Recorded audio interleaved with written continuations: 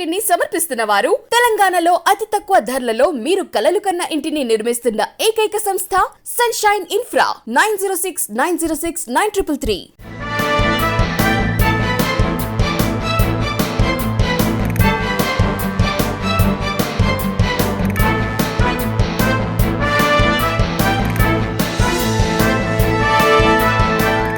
నమస్తే, welcome to V3 news. లక్ష్యం సమాజహితం. నేను తులసిరామ్. ముందుగా బులెటిన్ హెడ్లైన్స్. నూజివీడు కృష్ణా యూనివర్సిటీలో నూతన అకాడమిక్ భవనం ఏర్పాటు శంకుస్థాపన చేసిన విద్యాశాఖ మంత్రి ఆదిమూలపు సురేష్. విశాఖలో దళిత సంఘాల ఐక్యవేదిక ఆధ్వర్యంలో నిరసన. దళితులను అణగదొక్కే విధంగా వైసీపీ పాలన సాగుతోందని ఆరోపణ.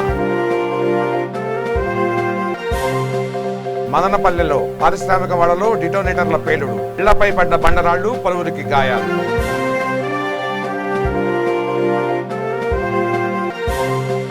పి గన్నవరం జెడ్పీ హైస్కూల్ పనుల పరిశీలన. నాడు నేడు పనులు కొనసాగుతున్న తీరుపై ప్రిన్సిపల్ సెక్రటరీ రాజశేఖర్ ఆగ్రహం. రాజమహేంద్రవరంలో విషాదం. పోలీసులు వేధిస్తున్నారంటూ యువకుడి ఆత్మహత్య.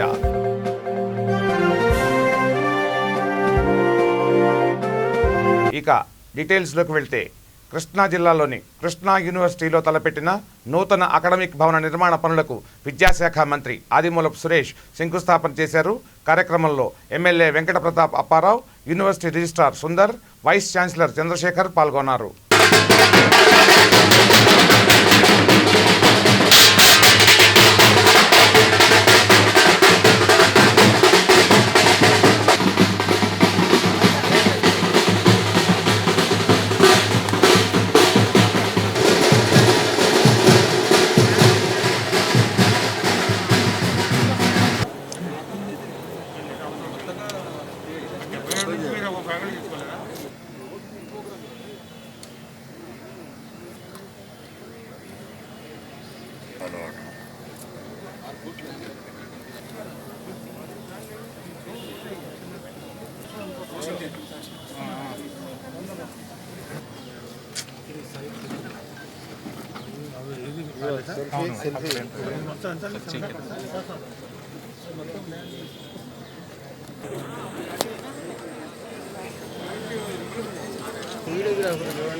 ఎందుకంటే ఎవరికి చాలా మంది తెలియపోవచ్చు. చాలా మంది ఉద్యోగాలు చేసుకుంటూ మరి ఇవాళ నూజివీడు వచ్చినప్పుడల్లా ఈ సంజీవ్ రెడ్డి గారు అందరికి కూడా తెలుసు. మేము అప్పుడు చిన్నపిల్లలు. ఎందుకు చెప్తున్నానంటే ఈ ప్రాంతంలో చేయలేనటువంటి పని లేదు. బిఏ కాలేజీ ఆయనే పెట్టారు. నేను మీ అందరికి కూడా చెప్తా ఉన్నా. అదేవిధంగా వివిధ డిపార్ట్మెంట్లకి ఆర్టీఓ ఆఫీస్ కానీ, పోలీస్ గ్రౌండ్స్ కానీ ఇవన్నీ కూడా ఎవరు ఇచ్చారంటే ఎంఆర్ అప్పారావు ఫ్యామిలీ వారే ఇచ్చారని చెప్పేసి నేను మీ అందరికి కూడా చెప్తా ఉన్నాను. ఇవాళ మీరందరూ ఆయన లేని లోటు ఎంతో ఉంది ఈ నియోజకవర్గానికి. చిత్తూరు జిల్లా మదనపల్లె పారిశ్రామిక వాడలో డిటోనేటర్లు పేలాయి. బండలను పగలగొట్టడానికి షాపింగ్ కాంప్లెక్స్ నిర్వాహకులు డిటోనేటర్లు అమర్చి పేల్చారు. ఈ నేపథ్యంలో పెద్ద పెద్ద బండరాళ్లు వచ్చి ఇంటిపైన పడడంతో పలువురికి తీవ్ర గాయాలయ్యాయి. క్షతగాత్రులను ఆసుపత్రికి తరలించారు. దీంతో షాపింగ్ కాంప్లెక్స్ నిర్వాహకులపై ప్రజలు ఆగ్రహం వ్యక్తం చేశారు.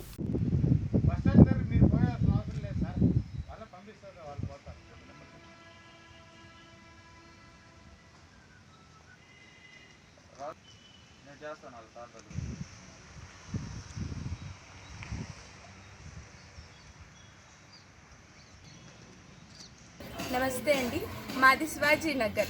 ఇక్కడ మా ఇంటి వెనకాల నాట్లు పెట్టి ఇక్కడ అన్ని రాయిలు, అన్ని ఇంతింత రాయిలు పడుతున్నాయి. మా వీధిలో చాలా మంది చిన్నపిల్లలు, వాహనాలు అన్నీ ఉన్నాయి. వాళ్ళు చెప్ప పెట్టకుండా అర్ధరాత్రి సమయంలో అలా పెడుతున్నారు. రాత్రి పెద్ద పెద్ద రాయిలు పడి ఇక్కడ చాలా మందికి, కొంతమందికి గాయాలు కూడా అయ్యాయి. చాలా ఇబ్బందిగా ఉంది. దీని మీద చర్చ తీసుకోవాలని ప్రార్థిస్తున్నాను. దళితులను అణగదొక్కేలా ముఖ్యమంత్రి జగన్ పాలన సాగుతోందని పలువురు నేతలు ఆరోపించారు. విశాఖలో దళిత సంఘాల నేతలు నిరసనలు తెలియజేశారు. స్థానిక అంబేద్కర్ భవన్లో దళిత సంఘాల ఐక్యవేదిక ఆధ్వర్యంలో అక్కడ దళిత బంధు, ఇక్కడ దళిత బొంద అనే కార్యక్రమం ఏర్పాటు చేశారు. ఈ సందర్భంగా దళిత నాయకుడు వెంకట్రావు మాట్లాడుతూ, తెలంగాణలో దళిత బంధుల కేసీఆర్ పాలన సాగుతుంటే ఆంధ్రప్రదేశ్లో మాత్రం జగన్మోహన్ రెడ్డి దళితులను బొంద పెట్టాలని చూస్తున్నారని మండిపడ్డారు. జగన్మోహన్ రెడ్డి ముఖ్యమంత్రి అయిన నుంచి నేటి వరకు ఎస్సీలకు ₹1 కూడా రుణ సహాయం అందించలేదని ఆవేదన వ్యక్తం చేశారు. ఆంధ్రప్రదేశ్లో దళితుల సంక్షేమం గాడి తప్పింది. ఎస్సీలు మూకుమ్మడిగా ఓట్లు గుద్ది గెలిపించుకున్నటువంటి ప్రభుత్వం దళితులకు ద్రోహాన్ని తలపెట్టింది. ముఖ్యంగా కేంద్ర ప్రభుత్వ నిధులతో 2019 వరకు దశాబ్దాలుగా అమలులో ఉన్నటువంటి జాతీయ ఆర్థిక అభివృద్ధి కార్పొరేషను NSFDC ద్వారా దళితులకి 3 లక్షల నుండి 50 లక్షల రూపాయలు 50% సబ్సిడీతో రుణాలు ఇచ్చి వాళ్ళ కాళ్ళ మీద వాళ్ళు నిలబడేటట్టు ఎస్సీ కార్పొరేషన్ లోన్లు ఇచ్చేది. ఇవాళ ఈ మహానుభావుడు జగన్మోహన్ రెడ్డి గారు అధికారంలోకి వచ్చిన తర్వాత 2019 మే నుండి ఇవాళ ఆగస్టు 11వ తారీఖు ఒక్క దళితుడికి ఒక్క లోను కూడా ఇవ్వలేదండి. ఇది ఒకటే కాదు, ఈయన వచ్చిన తర్వాత 15 నుండి 20 స్కీములు రద్దు చేశారు.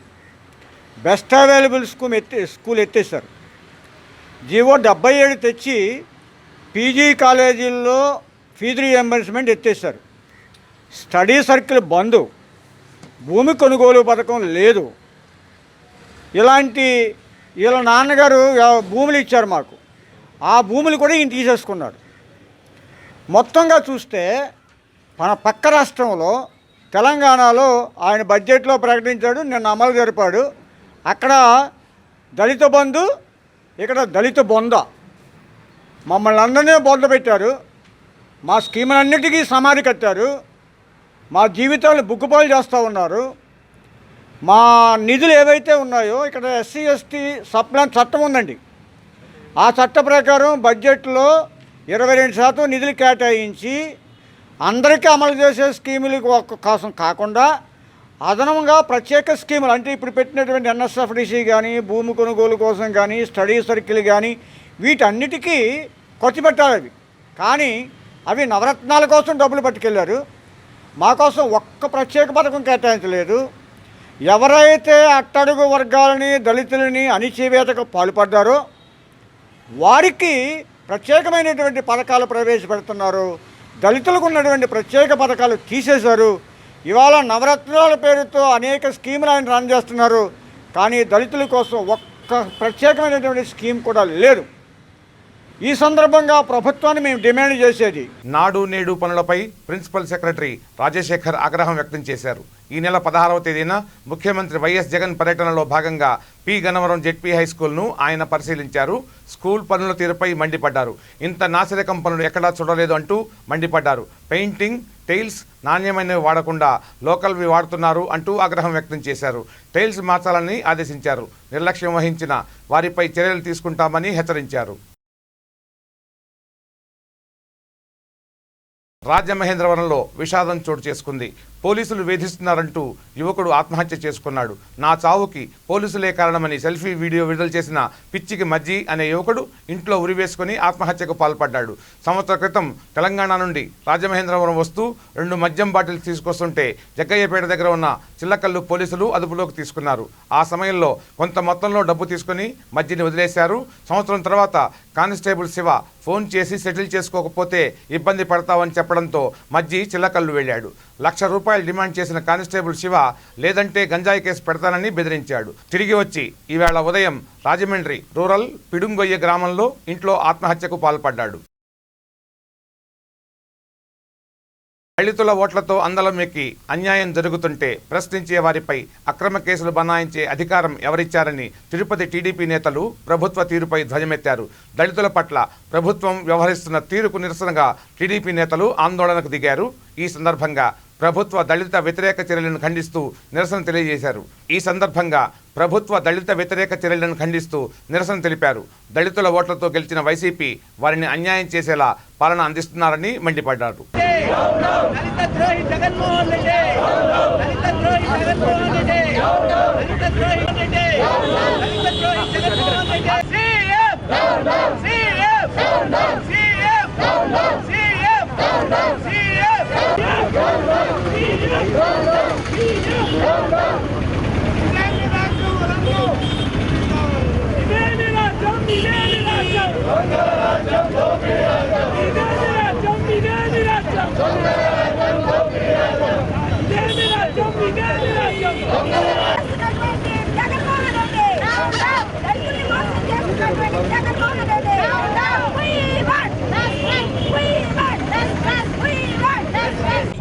నిన్న విజయవాడలో రాష్ట్రంలో జరుగుతున్న దళితులపైన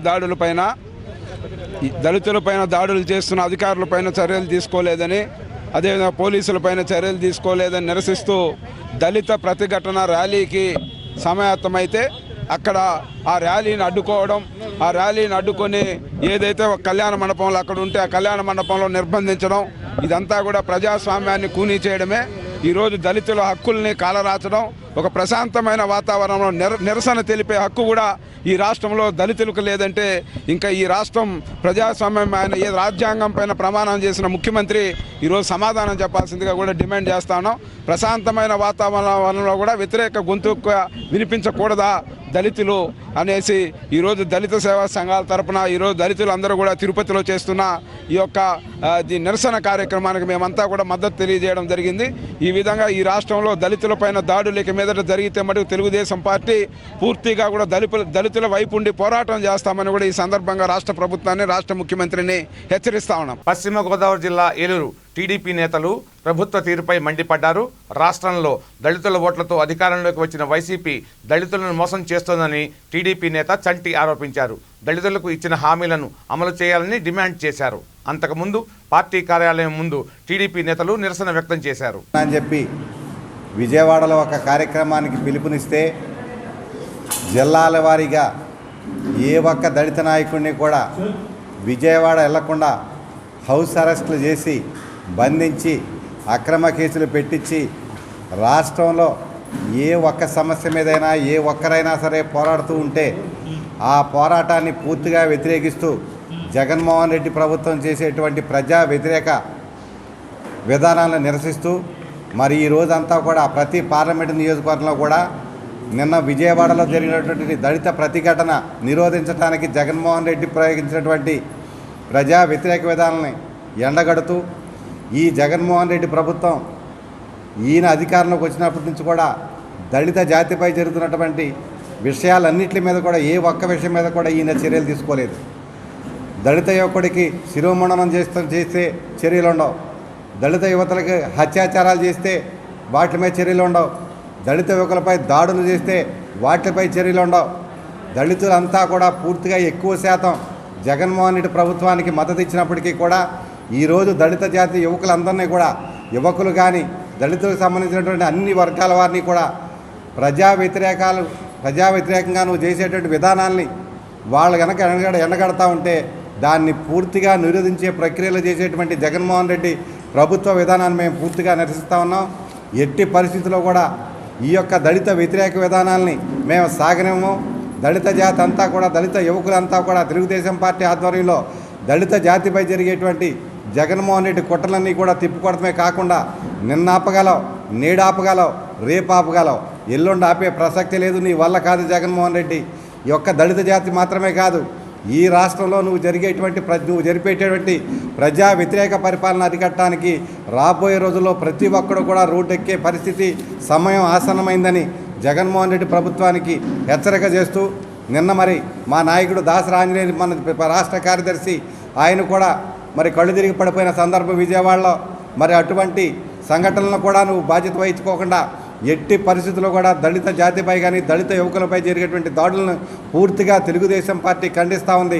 వాళ్ళకి జరిగేటువంటి అన్యాయం పట్ల తెలుగుదేశం పార్టీ వారికి అండగా ఉండి రాబోయే రోజుల్లో జగన్మోహన్ రెడ్డి ప్రభుత్వాన్ని మెడలు ఉంచైనా దళిత జాతికి న్యాయం చేసే వరకు కూడా తెలుగుదేశం పార్టీ పోరాటం చేస్తుందని చెప్పి మీ ద్వారా జగన్మోహన్ రెడ్డి ప్రభుత్వానికి హెచ్చరిక చేస్తా ఉన్నాం. టీఆర్ఎస్ రాజ్యసభ సభ్యుడు ఎంపీ జోగినపల్లి సంతోష్ కుమార్ తిరుమల శ్రీ వెంకటేశ్వర స్వామిని దర్శించుకున్నారు. సతీ సమేతంగా తిరుమల చేరుకున్న ఆయన నైవేద్య విరామ సమయంలో స్వామివారిని దర్శించుకొని మొక్కులు తీర్చుకున్నారు.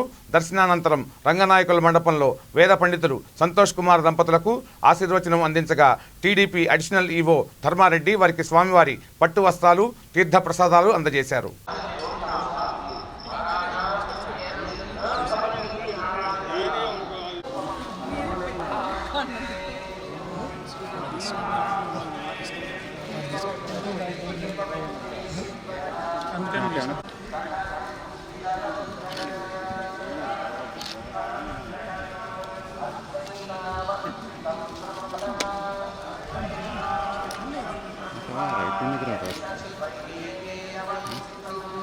దినేష్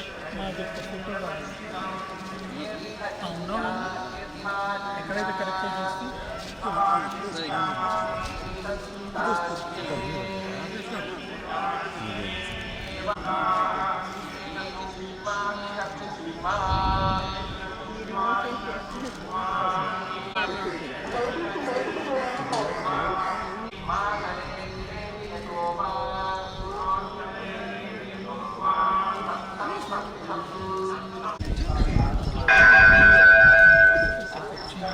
దయచేసి భౌతిక దూరాన్ని పాటించండి. విజువల్స్ వరకు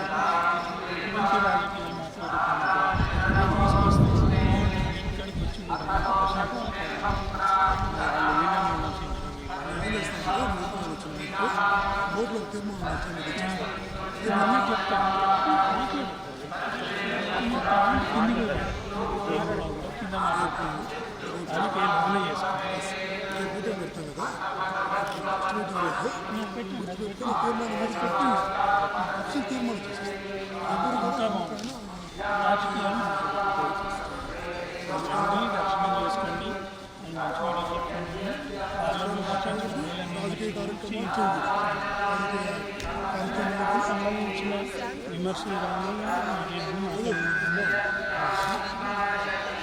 శ్రీకాకుళం జిల్లా ఆమదాల వలసలో జరిగిన కార్యక్రమంలో స్పీకర్ తమ్మినేని సీతారాం పాల్గొన్నారు. ఈ సందర్భంగా పరిసరాల పరిశుభ్రతలో భాగంగా డస్ట్బిన్లను వార్డు ప్రజలకు స్పీకర్ అందించారు. ప్రతి ఒక్కరూ మొక్కలు నాటి పరిశుభ్రతకు ప్రాధాన్యత ఇవ్వాలని విజ్ఞప్తి చేశారు.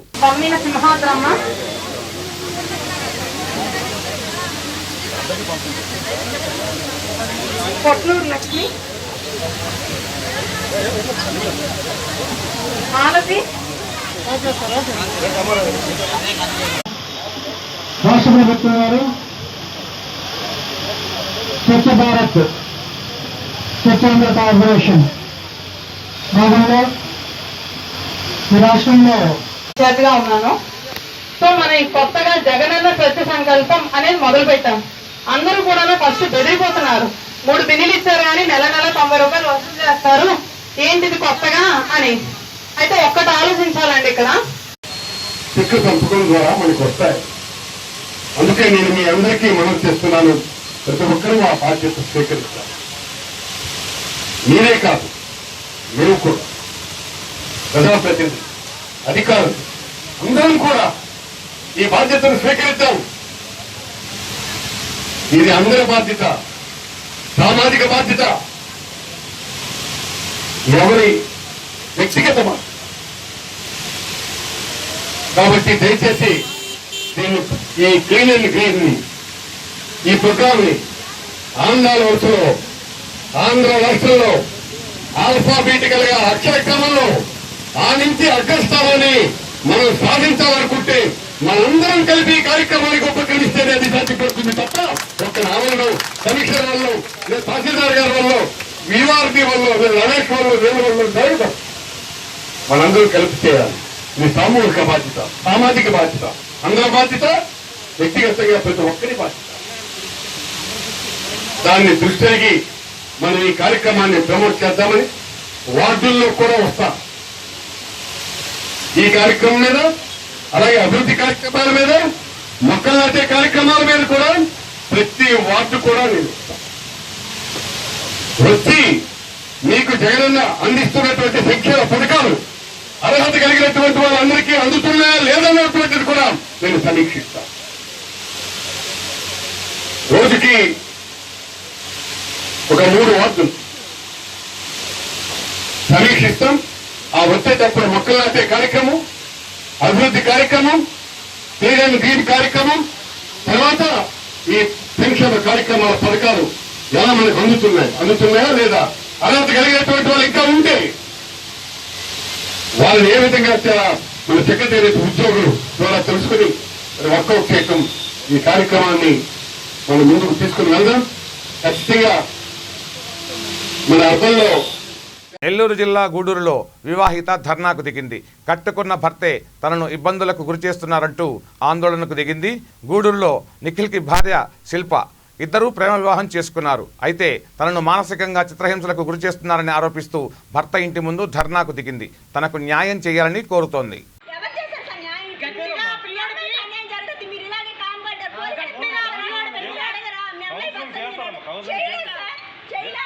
అబ్బాయి వద్దంటున్నారు, ఏం చేయమంటారు? అదే పోలీసులు చెప్పాల్సిన ధర్మం. ఆడపిల్ల రక్షణగా ఉండాల్సింది మీరు. మీరే సమాజంలో అందరి దగ్గర డబ్బులు నొక్కేసేలా చేస్తా ఉన్నారు. ఏం చెప్పాలి?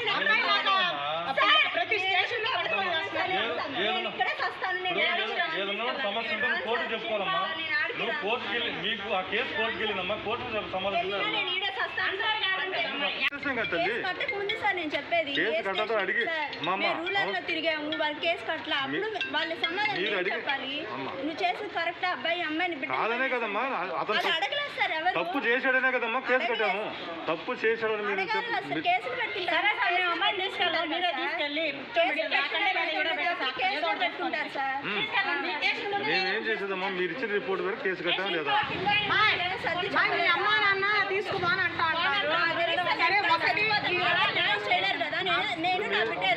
మేము కేసు కట్టామా లేదా అనేది కావాలా? ఎవరు సార్ న్యాయం చేసి చెప్పండి సార్. రోడ్డు మీద ఈ రోజు వదిలేసి ఆడిపోవాలి. ఆ రోజు నువ్వే కానీ ప్రేమించి పెళ్లి చేసుకున్నాడు. ఈ రోజు నా బిడ్డ మోసం చేశాడనే కేసు కట్టాము.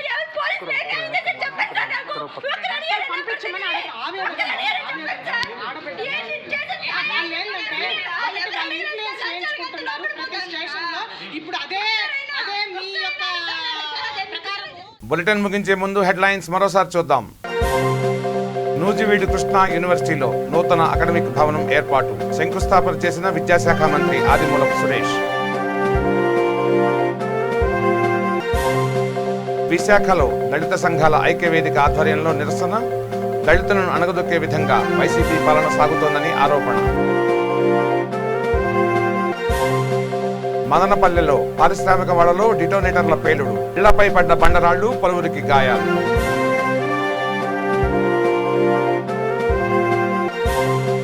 పి గన్నవరం జెడ్పీ హైస్కూల్ పనుల పరిశీలన. నాడు నేడు పనులు కొనసాగుతున్న తీరుపై ప్రిన్సిపల్ సెక్రటరీ రాజశేఖర్ ఆగ్రహం. రాజమహేంద్రవరంలో విషాదం, పోలీసులు వేధిస్తున్నారంటూ యువకుడి ఆత్మహత్య.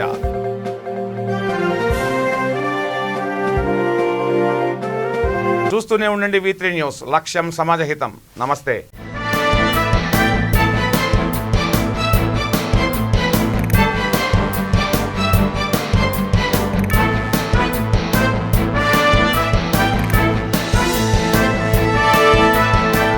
ఈ బులెటిన్ ని సమర్పించిన వారు తెలంగాణలో అతి తక్కువ ధరలలో మీరు కలలు కన్న ఇంటిని నిర్మిస్తున్న ఏకైక సంస్థ సన్షైన్ ఇన్ఫ్రా. 9069069333.